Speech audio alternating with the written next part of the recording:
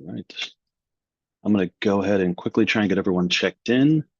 See that we have Kate Meehan from the City Zoning Department. Welcome, Kate.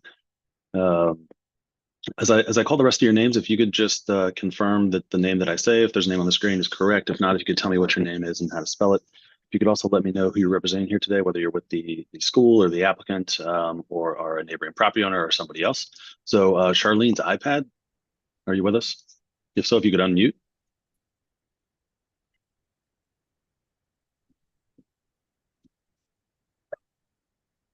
Okay, we'll come back. I pushed the wrong place.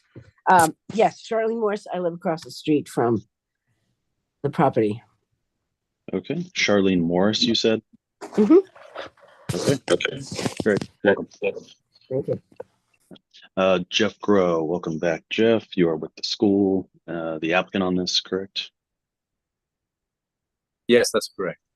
Okay, great. Welcome back. I see that we have Rosalie. Is it Van Nuys? Van Nuys? Van Blaney? That's good enough, Rosalie Vanessa. Okay, all right, great. Welcome back. I have someone under Tangent. Matt Cornell with North Avondale Neighborhood Association Master Planning Committee. Okay, Matt Cornell, is that Cornell? Correct. Okay, great. Welcome, Matt. I see we have Duncan, HJ, is that Heather Duncan? Yeah, that's Heather Duncan. I live directly across the street from 33 Burton. Great. Welcome back. Thank you. Also, Ben Blaney. Yes. Hi, Ben. Directly next to the property that's being discussed. Okay, great. Welcome. Sarah Rich, welcome back. Could you remind me, you're a school board member, is that right? Board member and a neighbor. Okay, great. Welcome back. Lisa Gully. Good morning. I'm here on behalf of the school, also a board member. Okay, great. Welcome back. I see we also have William Nickel who's joining us again. Welcome, Mr. Nickel. Hello. You are also across the street, correct? I'm directly across the street, yes. Okay, great. Welcome back. And I see we have, looks like Sarah Kuski and Walter Kuski. If you could unmute.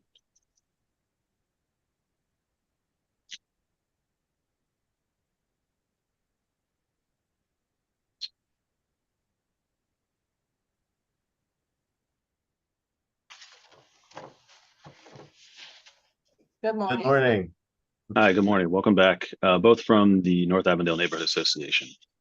Yes. Yes. Correct. Okay, great. Welcome back. Sue Blaney, are you with us? If so, if you could unmute, start your camera. Okay. Ben Blaney, do you know Sue Blaney by any chance? And do you know if she will be testifying or joining us today? I'm sorry, Mr. Sturkey, I can't hear you. Okay.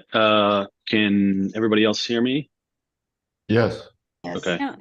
So this is Sue Blaney. I'm married to Ben Blaney, and we own the property that's next door to the new green space the new school owns. Okay. Sue, can you hear me now? Yes, thank you. Okay. Do you intend on providing any testimony here today? No. Well, my Okay. husband wrote a letter, and he will Okay. speak for both of us. Okay, great. Fantastic. All right. I am going to go ahead and get this started. I need to read through our hearing script and then we will begin. So this is, we are back on the continued case of ZH20230168. That's 33 Burton Woods Lane. This was continued in progress from a couple weeks ago on December 6th. This is the December 20th, 2023 session of the Zoning Hearing Examiner docket. My name is David Sturkey. I'm the Zoning Hearing Examiner for the City of Cincinnati. I'll be presiding over the hearing today. The purpose of this hearing is to allow applicants and opposing parties to testify and to offer and refute evidence and testimony. This hearing will follow rules found in the zoning code and the supplemental rules of the Zoning Hearing Examiner. All testimony and evidence that an applicant or any opposing party wishes to offer must be presented at this hearing. So I'll start by saying that all of the testimony and evidence that was presented at the last hearing, of course, is a part of the record and will be considered on this case. And so having said that, though, I am going to sort of go back through the normal procedure. I'm going to allow the applicant to provide any updates or to respond to anything that he's heard from the community in the time between now and the last hearing. I'll then turn it over to the public. And again, I'll allow each person that's here, even if you testified at the last hearing, to provide a statement about the application. I will then go to Kate Meehan to provide any testimony that she would like to offer in addition to her staff report. I'll then go back to the applicant to allow him to respond to anything that he's heard from the public or from Ms. Meehan or any questions that I've asked, and then make any closing statements. After all presentations have been made, I will close the hearing. Decisions may be expected within 2 weeks. I may limit or exclude any testimony that I deem irrelevant or outside the scope of the application being considered. I may interrupt any speaker to ask questions or to make comments. In the event of any technical difficulties with the Zoom technology, I'll do my best to troubleshoot those on the fly. But to the extent there is some defect that prevents us from meaningfully going forward with this hearing, I may continue or postpone the hearing at my discretion. Okay, I'm going to go ahead and swear everybody in again. So if you intend on providing any testimony here today, making any statements, asking any questions, really doing anything other than just strictly observing, the zoning code requires that I swear you in. So if that's you, excuse me, if you know you'd like to provide some testimony here today, if you could go ahead and take yourself off of mute. I'll need everyone to raise their right hand and to answer out loud. Do you solemnly swear the testimony you shall give will be the truth, the whole truth, and nothing but the truth? I do. I do. I do. I do. Okay, great. Thanks, everyone. Mr. Tangent, did I hear from you there? Yes. Okay, great. Fantastic. All right, let's go ahead and get started then. Mr. Grow, is there anything that you would like to tell us about the project or response to anything you've heard from the community since our last hearing? No, I mean, is it worth me adding or reiterating what I went over in terms of the purpose of the garden and the testimony that I provided the first time we met? I think a summation might help get the conversation started here. Sure. Well, in 2021, the New School Montessori was approached by our neighbors at 33 Burton Woods Lane to determine our interest in purchasing the property. At the time, we were not interested, and they put their home on the market.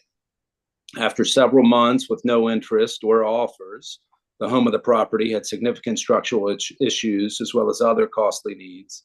The family reached back out, and this time the New School Montessori shared that if the owners would sell the property under the fair market price as a partial gift to the school, we would be interested in transforming the property into a learning garden for our students. An agreement was reached and the New School Montessori purchased the property. In 2022, the house was raised and a volunteer group of parents began plans for the space. The intention for transforming the space into a learning garden was shared with our neighbors through the North Avondale Neighborhood Association meeting, a North Avondale Neighborhood Association newsletter, as well as presenting. In addition to this, we held a Zoom meeting for neighbors and delivered information to our neighbors along Burton Woods. The New School Montessori's Learning Garden strives to be a place where the New School Montessori children, parents, grandparents, teachers, and volunteers engage with our natural world in a way that deepens Montessori learning through the real world experience, promoting a love for our natural world and building community. In addition, the New School Montessori is committed to creating a beautiful natural environment that adds to the aesthetics of the neighborhood and promotes eco-friendly benefits such as pollinating gardens, fruit tree orchards, and native species. The intended use for the space is for students to gather for lessons and work in the garden and study the flora and fauna and appreciate nature. The space is not intended for a playground for students. Students and staff would occupy the space within our school operating for school events.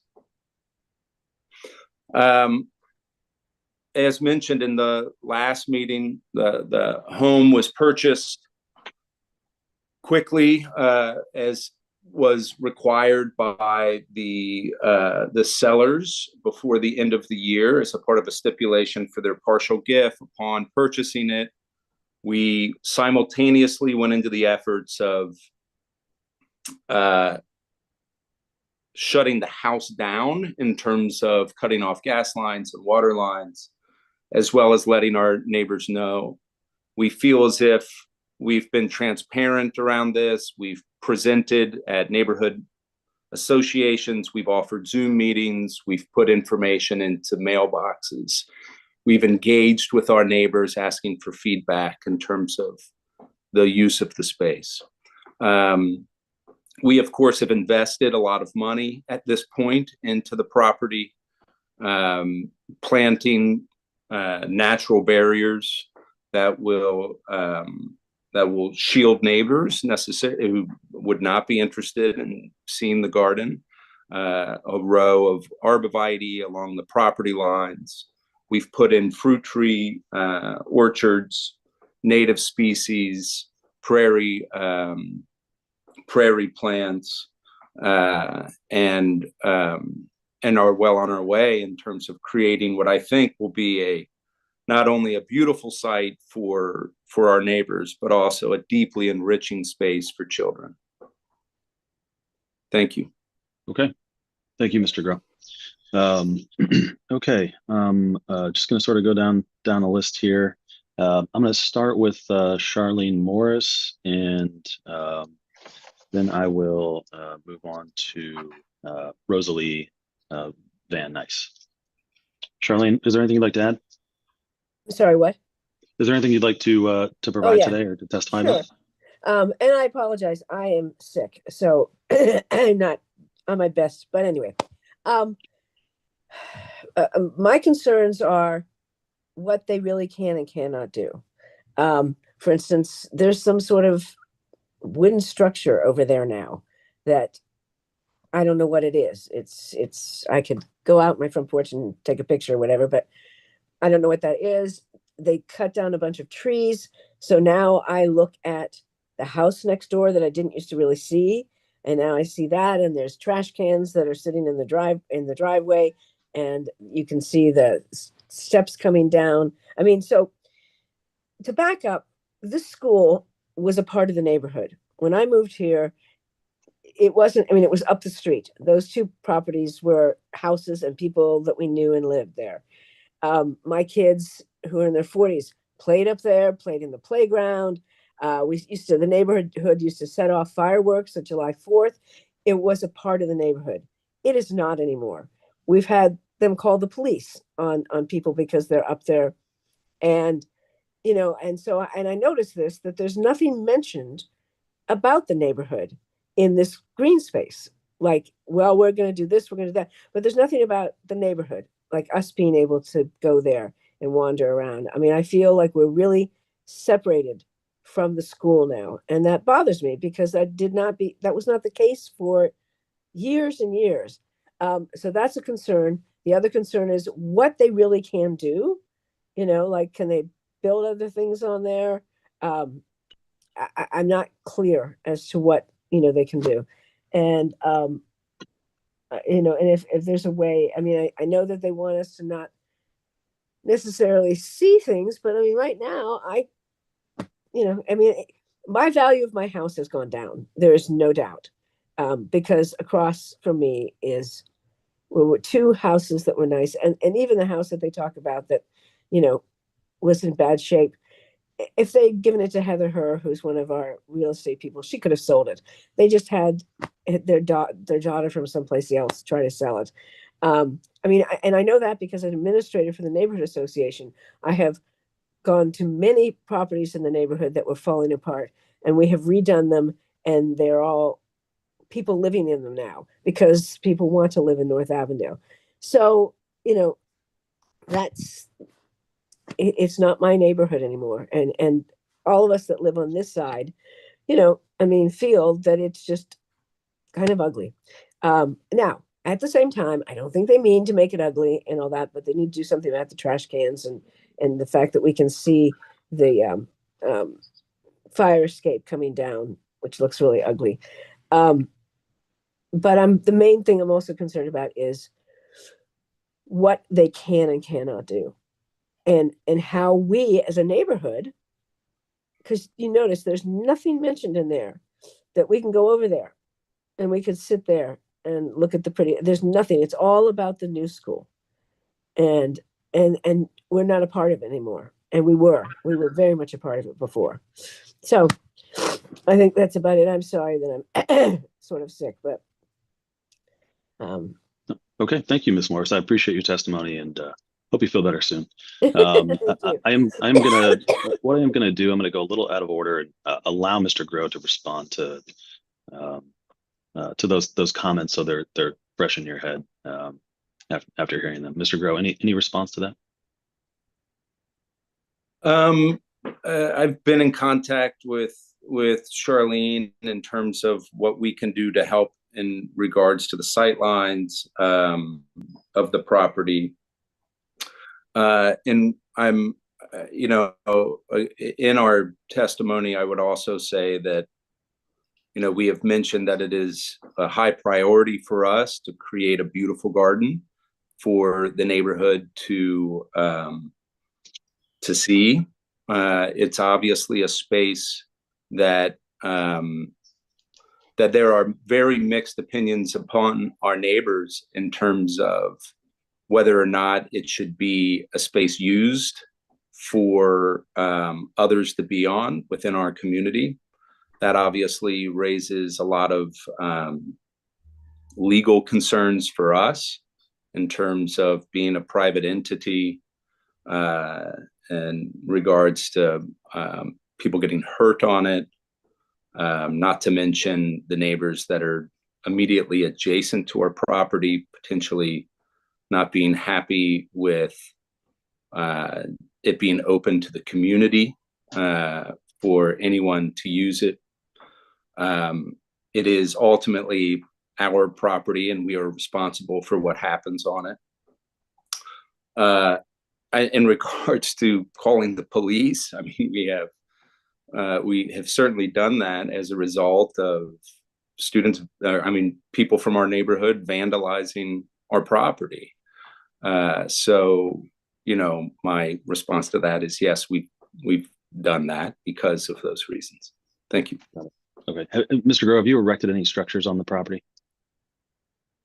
Oh, yes, in regards to the back lot, in the back left corner of the lot, there will be an identifying kiosk there that will have educational pamphlets for the plants that are planted in the garden, as well as the mission of the garden, as well as an opportunity for lessons to happen in the garden. There will be a dry erase board on this kiosk.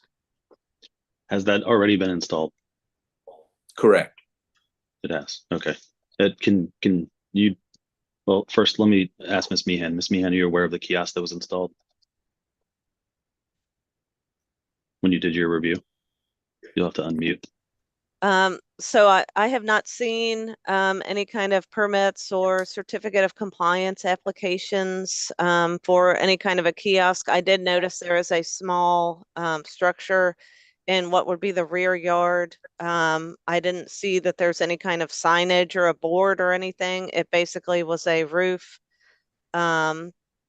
supported by 2 posts, and maybe that is the roof of the kiosk. But I have not seen any permits or certificates come in for any other structures. Would a structure like the one he described need to be permitted? A structure needs a certificate of compliance if it is 200 square feet. If it is larger than that, then it would need a building permit. What if it's smaller than that? If it's smaller than that, the code doesn't state that it needs a permit if it's less than 200 square feet. Okay. Or a certificate. Thank you. Okay, going to move on to Rosalie Van then Ice, and then I'll move on to Mr. Tangent. Hi. Rosalie? Yeah, thank you. In regard to what Charlene had to say, first of all, let me back up and say that I've lived in the neighborhood since 1976, 77. We actually bought the house in 76, but we didn't move in until 77 because we were fixing it up at number 1 Burton Woods Lane. And the reason we moved here was for my daughter, who at the time was exactly 2, to go to the new school. And she started there when she was 2 and 5 months. So I have lived here longer than I believe anybody. Sarah's family has lived in the neighborhood a long time, but not on the street. At any event, what I'd like to say is the new school would be available when people would ask it to be open to meetings and that sort of thing.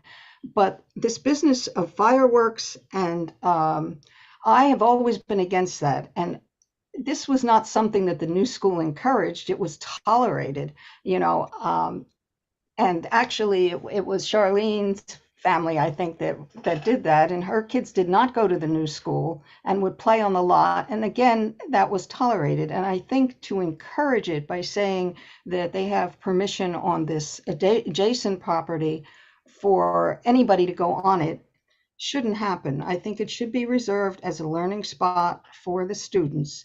And incidentally, there was a block party in the summertime, and there was a request made to open that space up for the children at the block party. And again, it's sort of ambivalent here. The people who don't want this garden also want it to be a community affair. So they have to sort of make up their mind. It's sort of schizophrenic, if you ask me.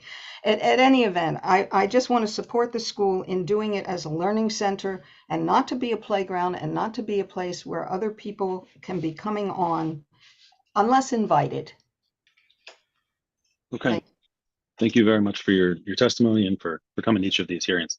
Okay, I'm going to move on to Mr. Tangent and then to Heather Duncan. Mr. Tangent? I have no comment. I'm here observing for the Master Plan Committee. Thank you. Sure. Thanks. Okay, we'll move to Ms. Duncan and then to Mr. Blaney. Thank you very much. I've narrowed my comments down to very succinct points, I hope, and I appreciate the previous speakers. My first question has to do with what restrictions will this approval impose upon the neighbors? For example, will there be no parking allowed in the space? Will there be restrictions on not using the space? I'm not concerned about being able to use the space. It's a nice looking space. I can see it being presented for students very well. I'm only concerned about what effect it will have on the immediate neighbors. The immediate neighbors, because none of us have children going to the school. I've surveyed a few families, and I do not see that this is a school that supports our particular neighborhood population. And number two, I want to know what future restrictions there will be on the school for expanding that space. In the past, we saw that the space at 29 was approved to become a school. I had board members telling me that there would be no changes to the school to make it not look like a house. And the first thing that was done was a giant exterior fire escape and a giant exterior fire hydrant in the front yard. So I just want to know what this conditional use will allow and not allow. Can they come back next year and say, oh, gee, we changed our mind, we want to make it a playground? Will that be allowed? What will the future restrictions be on the space? And what will the current restrictions, making it a school space, impose upon the neighbors? Thanks. Okay, thank you, Ms. Duncan, for those questions. I'm going to go out of order again and ask the zoning plans examiner who's produced the staff report and reviewed the application. Are there any of those things that you can respond to? I think she wants to know, what is this actually allowing if this application is approved, and what are they allowed to do with that space after this is approved? And what are some things they can't do with that space? Could you answer any of those questions? So this, the application is for a garden space. So that is the only thing that would be, that this application is for. If they were to, want to do something else with this area, again, if it's considered an expansion of school use, it would require another conditional use hearing. So my understanding would be if they wanted to come back to request a parking lot, for instance, I believe that requires another conditional use hearing. Because again, it's, a different use, an expansion of the parking for the school. So I believe something like that would require another conditional use hearing. It wouldn't just be permitted. Okay. And what about building structures? I mean, I know we talked about it a minute ago, but if they wanted to build a barn on there or some other sort of agricultural structure, would they need to come back through the hearing process again and get permitted for that? Certainly some of those things require building permits. And it again, it depends on the size of it. If it is something smaller, 200 square feet, then they may be able to get a certificate of compliance. If they wanted to put any kind of a larger structure, that requires a building permit. And again, there's restrictions on where anything like that could go. Basically, it would have to go in the rear of the lot, what would be considered the rear yard, which is the back of the lot, if you're looking at it from the street. So those things would require additional permits. Okay. All right. Thanks. Mr. Groh, did you want to respond to anything from Ms. Duncan? No, not at this time. Thanks. Okay. Okay, great. All right. Going to move on to Mr. Blaney and then to Mr. Nickel. Mr. Blaney? Mr. Blaney, we can't, well, I can't hear you. Can anyone else hear him? No. No. Okay. Mr. Blaney, can you hear us? I can hear you, but Okay, there we go. Great. I'm not muted. You're good to go. We can hear you now. Okay.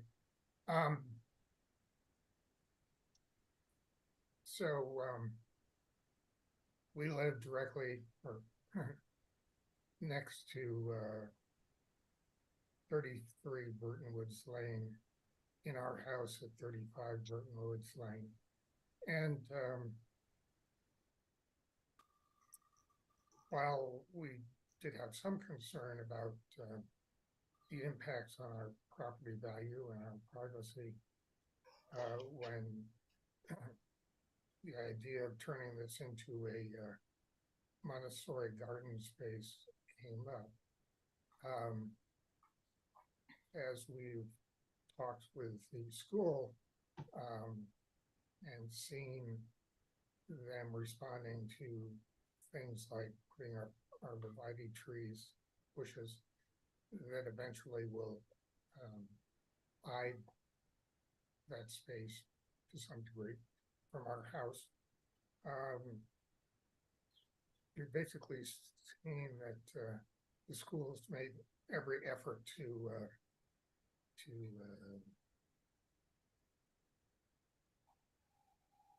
reduce the visual impact of their using that space.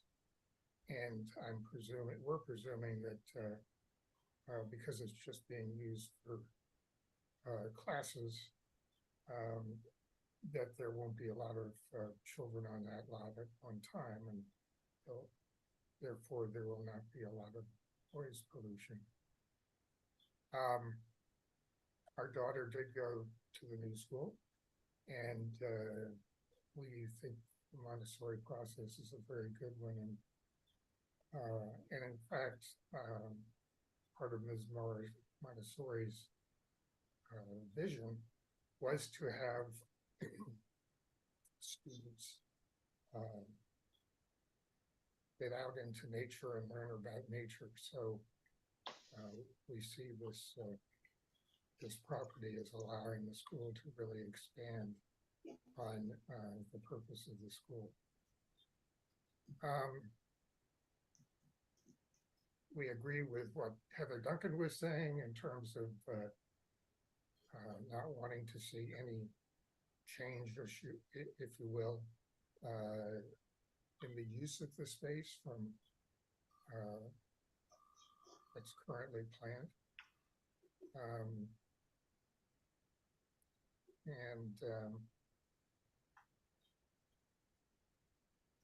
I guess the only comment another comment I'd have, although I haven't discussed this with Mr. Groh, is that it could be a good idea to have something like one of those 3-bar fences running along that property line to make it quite clear to anybody driving down the street that that was private property. And that's all I have to say right now. Okay, great. Thank you, Mr. Blaney. Appreciate you being here and your testimony. Okay, I'm going to move on to Mr. Nickel, and then I'll go to the Kuskis. I noticed that we did have 2 individuals join us after we started, Don Grace and Matt Rosen. I do recognize that you're here, and if you would like to provide some comment, I'll give you that opportunity when we get to the end of public comment. So hold tight. Mr. Nickel? Oh, hello. So I put in a written comment. I have 2 concerns, I guess. The garden is a fait accompli, and whether we like it or not is not relevant. My 2 questions were, first, that learning garden is not anything that I understand that has a clear meaning. And this needs to be defined in such a way that in the future we can, or subsequent residents can take the school to court or to the zoning board and stop whatever they decide to do later. It's not clear how many children can they get onto this learning garden. What can they be doing? Can they be singing songs, dancing around the maypole, having Arbor Day celebrations, or whatever? How many people can they? How many children can be there? How much noise can they make, et cetera, et cetera? And that needs to be clearly defined. We can't rely on the goodwill of this bunch. We've seen where that gets us. Second question is maintenance of this property and completion of it. It appears this is being done with volunteer labor. I do sincerely admire the work that Mr. Groh did during the summer in the hot sun, putting out several tons of stones around the property. But I have seen a hand-drawn sketch of the plan for this, but I don't know that's all there is. I don't know who's doing this design or what their competence is. And if it's not done properly, at least one neighbor has expressed the opinion that maintenance of the planned garden would require a full-time gardener, at least one full-time gardener. So my question is, my first concern is whether they're going to be able to finish this in a timely and good way. And then second, whether it will be maintained. The school does not operate during the summer, and the garden is dormant through most of the school year. It's winter now, and the place is all brown and dry. Do they really intend to maintain this during the summer? Have they budgeted for it? Have they calculated how much it's going to cost? I think we're very likely looking at an eyesore during the summer. And again, I don't rely on the goodwill of this bunch. So those are my concerns at the present. Okay, thank you, Mr. Nickel. I think I'll give Mr. Groh an opportunity to respond to some of those questions if he would like. Could you more clearly define what a learning garden is in your estimation, and also what maintenance you have planned for the garden? Sure. So a learning garden in the intention of that space is to bring primarily our 4th through 6th graders who are immediately adjacent to the property in a building at 29 Burton to gather in circles for lessons, to work within the garden, to have small group engagement with the plants and maintenance of the garden, and of course to deepen their love and appreciation of the garden. It will be used in a way that, you know, in the same way that any kind of effective teaching happens. The smaller the groups, the more engaged the students. And so we have an interest in keeping our lessons in there smaller in nature.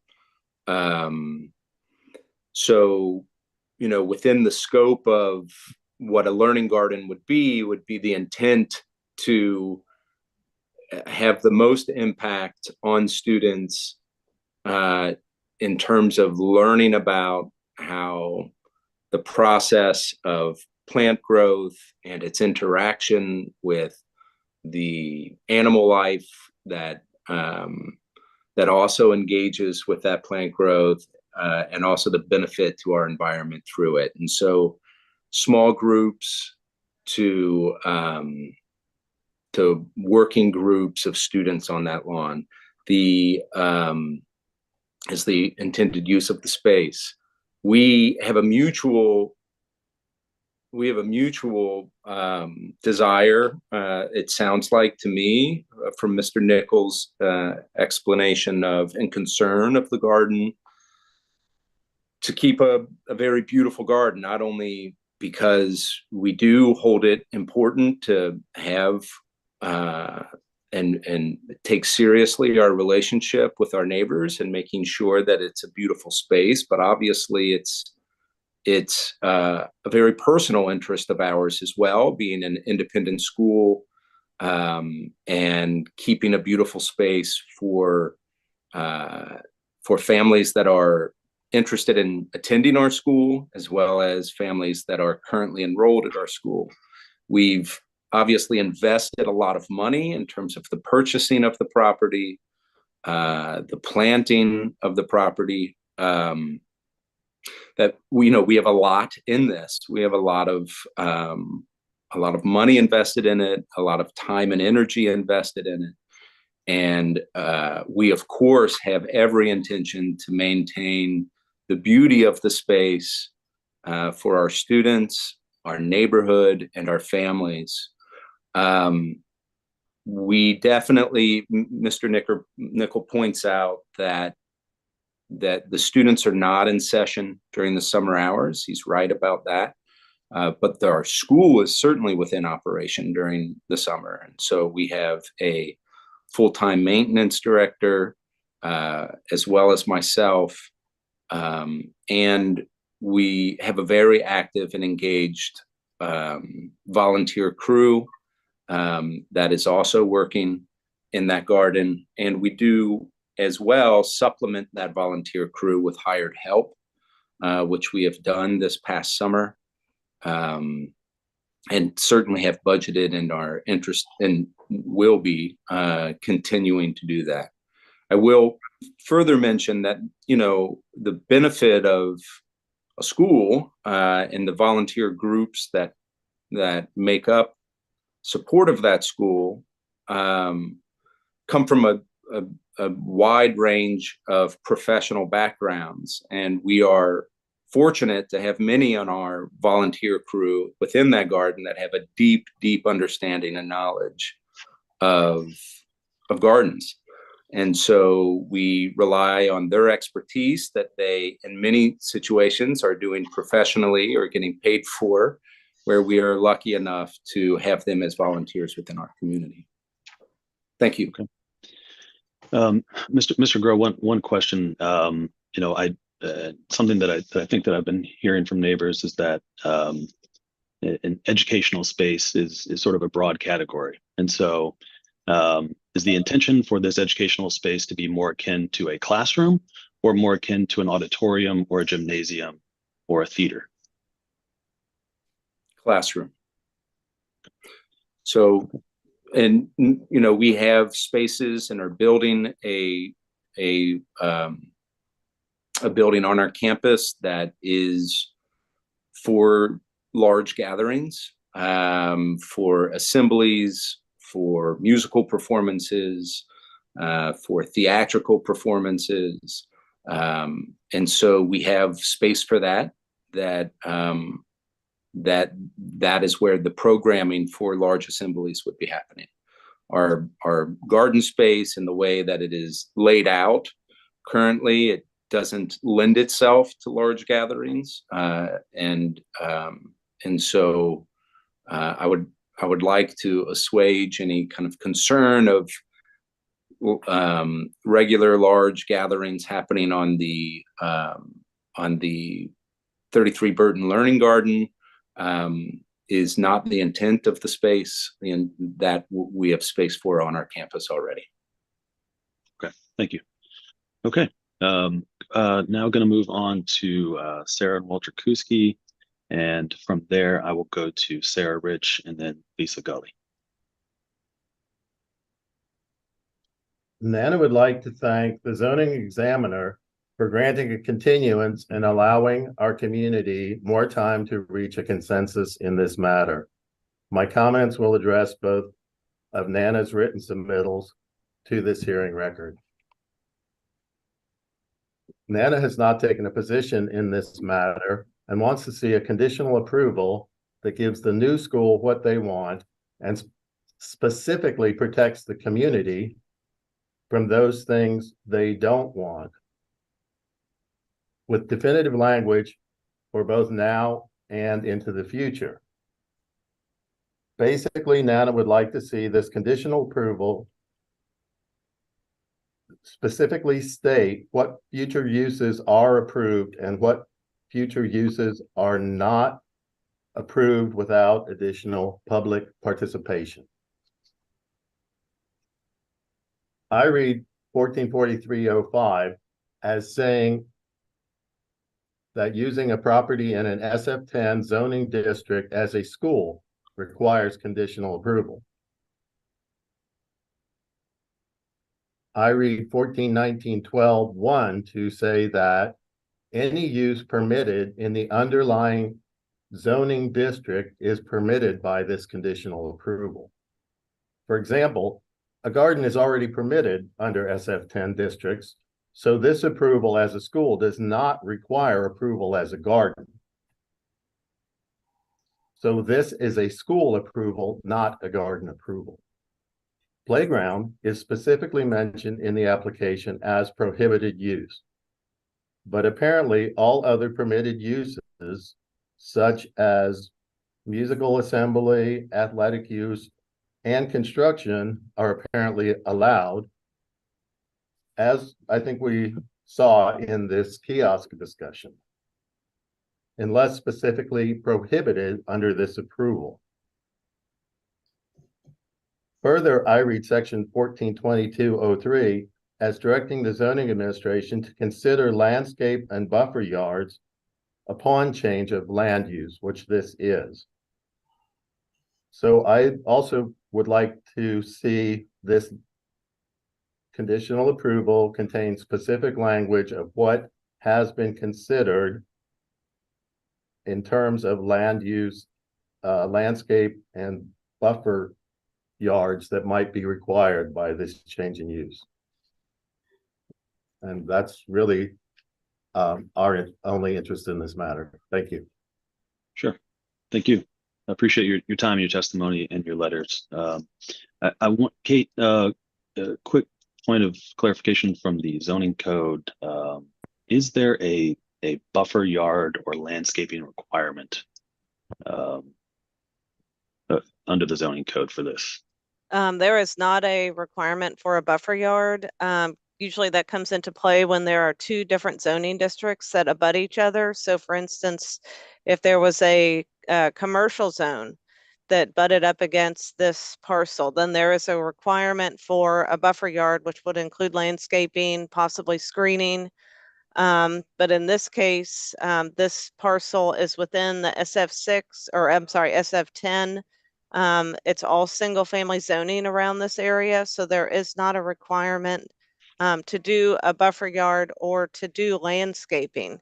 I mean, the school is voluntarily doing that, but there is not a requirement in the zoning code that is done. Okay, thank you. With that, I'll ask Mr. Groh. Mr. Groh, and I'm sorry if I missed this earlier. I know Mr. Blaney mentioned something about some arborvitaes, but is there any landscaping or buffering to soften the appearance at all for neighbors in the plans or in the application? Yes, Okay. we've already planted around the entire border, taking that into consideration. Okay. All right. And those are in the application materials, correct? Correct. Okay. Thanks, Mr. Groh.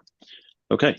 Going to turn it over to Sarah Rich and then Ms. Gully. Okay. Can you hear me okay? I can. Yeah. All right. I'd just like to make a few comments addressing some of the statements made earlier in this call. First, I'd like to share that our garden planning committee does consist of both school parents as well as neighbors on the street. And that's to ensure that this use is really in line with community wishes. One of our school values is peace, and it has been and is important for us to be collaborative with our neighbors. The neighbors who chose to join this garden planning committee have worked both with our school parents and our staff to ensure the garden has been a collaborative process and continues to be. As for how involved the new school has been in North Avondale, I know that we have offered our school building that NANA can hold meetings both in the past and in the future. And then as to how many students live in our community, I've lived in North Avondale for over 12 years, and my daughter has many new school friends that live in our community. And that honestly is one of the very reasons we chose to send our daughter to the new school. We wanted to connect with the people that live near us. And as a very involved North Avondale neighbor, very involved new school parent, I feel I'm pretty qualified to speak to how involved the new school is, how many of our neighbors attend. The learning garden on the new school property has been planned in consideration of and with collaboration with neighbors on our street. The amount of time and effort that we have put into ensuring that North Avondale neighbors are apprised of our plans and goals has been and continues to be robust, not only because we should, but because we want to. We value our relationships with our neighbors, and that's what I have to say. Okay. Thanks, Ms. Rich. I appreciate your time, your testimony here today. I'll move on to Ms. Gully, and if Mr. Rosen, if you are there and want to testify, I'll give you an opportunity after Ms. Gully. Good morning. Thank you. I echo the comments from Sarah Rich. And as a parent of a current student and a graduate of the new school, one of the things that really drew us to the school in particular was the beautiful landscape and environment, and the opportunity, while the school was not seeking acquiring this additional property, that it was presented to the school. It was an opportunity that I think was to the school's benefit. And I fully support the opportunity for children to learn on the space, which is what we're discussing. And so I think that the school has taken great care and offered opportunities for collaboration and connection, and want to improve the land, want to continue to maintain the land, and want to have a beautiful, campus as anyone would. So thank you very much. Okay, thank you. Appreciate your time. Thanks for being here. Okay, Mr. Rosen, if you could first do you want to provide anything? I can just a brief statement. Sure, yeah. If you could raise your right hand, I just need to swear you in. Do you solemnly swear the testimony you shall give will be the truth, the whole truth, and nothing but the truth? I do. Okay. What would you like to tell us? Yeah, so I serve as the president of the board of trustees for the new school in support of the request, and just quickly wanted to say, we support, everything that Jeff has said in his testimony, and all of his comments are really supported in agreement with, how the board as a whole feels and in terms of what our intent is with the property, and our dedication to kind of upkeep it and making it into the place as he has really done a good job of describing it. Of that, I don't have any further comment. Okay, great. Thank you. See, Mr. Blaney has his hand raised. Mr.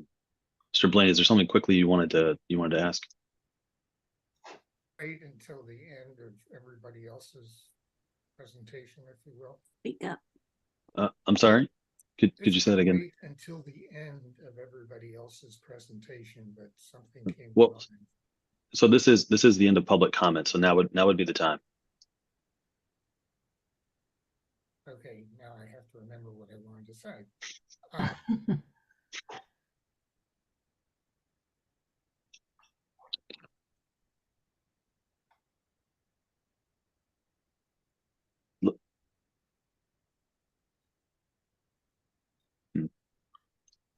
So, Mr. Blaney, I'm sorry, we're having trouble hearing you again. I know you're not muted, but seems to be some inconsistency with the audio over there. Still can't hear anything. Looks like Sue maybe come to the rescue. Why don't we come back to Mr. Blaney in just a minute? Ms. Duncan, I guess I have opened the door here, so I'm going to allow you briefly to, if you have something very briefly or quick that you'd like to add, go ahead. It's very brief. Sure. Brief. I just want to know what additional restrictions will this conditional use impose upon the neighbors? For example, parking, fencing, that kind of stuff. And what restrictions will there be on the future changes to this property? Thank you. So, Ms. Meehan, will there be any restrictions imposed upon the neighbors as a result of this application, if it is approved? So there would not be any conditions unless, I guess you maybe would choose to add any, but no, because, I mean, I might just mention though that again, any additional things like a fence, any kind of new structures do require either a certificate of compliance or building permit on this property. So those would require permits. Again, any kind of a change, I think we would view if they propose to do parking, that's an expansion, of the school use, and that again would go through a conditional use hearing. Certainly if there was any kind of proposal to do a new structure, that would be a conditional use hearing. So there are certain things that if the school in the future would choose to do, would require them to again go through a conditional use hearing. But my question is, will the current approval then restrict the neighbors in any way? For example, we can't park in front of the learning center. Thank you. No. Okay. Ms. Meehan, now Mr. Blaney, did you want to? Sorry, Mr. Blaney. Unfortunately, we cannot hear you. If you're in the same house as Sue, it looked like her audio was working. If you want to try and move over, I'll give you an opportunity, but unfortunately, we just can't hear you. Ms. Meehan, would you like to provide any testimony in addition to your staff report? No, I don't have anything additional to add. Thank you. Okay. Mr. Grow, now is your opportunity to respond to anything you've heard from the community that you haven't had an opportunity to, and to make any closing remarks before we adjourn here today. No, I would like to just thank those who not only are speaking in support of the garden, but also for those who I think are raising really important questions for the neighborhood. And we take very seriously our relationship with our neighborhood, while also having a, passionate and excited feeling about creating a space for children. And we of course hope that both of those things can exist in tandem and have a gorgeous and wonderful garden for children, while at the same time living in harmonious relationship with our neighbors. Thank you. Thanks, Mr. Crow. Mr. Blaney? Can you hear me now? I can, yes. Good. The only other concern that I realized I had not brought up, and I think is a concern that some of the other neighbors have, is that is there any way that we can prevent the new school from acquiring additional property on Burton Woods Lane? Not via this application or through any city means. However, though, if they were to acquire new properties and want to use that property for educational purposes in the SF10 zoning district, they would have to come back through a zoning hearing and get zoning approval, just like they have for this expansion of educational learning spaces. Sure. Okay, I think we'll leave it at that. I want to thank everyone from the community and from the neighborhood for being here. I understand that I will never be able to have as good a perspective as you all of what's going on the ground there. So it is critically important that you all participate and come to these hearings. So I want to genuinely thank all of you and wish you a happy holiday season.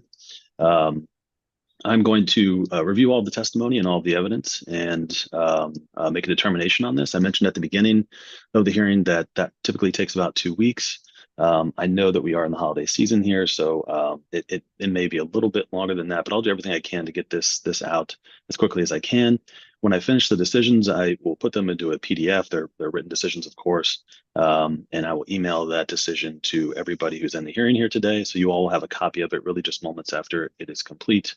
Of course, if you disagree with the either approval or denial, there is an appellate process that will be noted on the decision itself. And I will do everything I can to try to outline in as specific detail as possible what the request is, if this is approved, what this is actually approving, and of course, if there are any restrictions, what those restrictions are, and really try to outline what the scope of